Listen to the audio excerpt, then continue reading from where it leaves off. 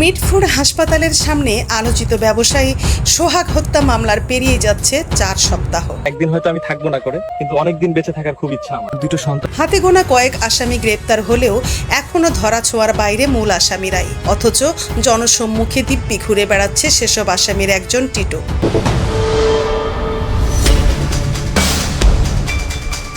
ইতিমধ্যে এ নিয়ে একটি সিসিটিভি ফুটেজ প্রকাশ করেছে দেশের শীর্ষ গণমাধ্যম যমুনা টিভি। যা নিয়ে এখন প্রশ্নবিদ্ধ প্রশাসন। শুরু হয়েছে তুমুল সমালোচনা।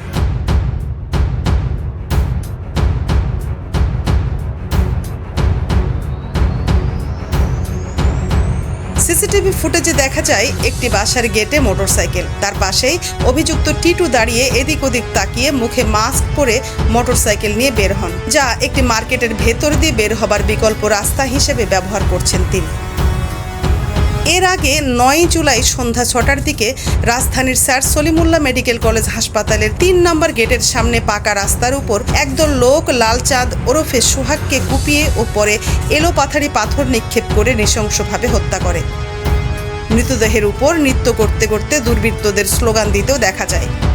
এদিকে 2রা আগস্ট এ ঘটনার সর্বশেষ রোমান ব্যাপারী ও আবির নামে 2 আসামিকে গ্রেপ্তার করা হয়। এ নিয়ে হত্যাকাণ্ডে জড়িত 14 জনকে গ্রেপ্তার করেছে পুলিশ।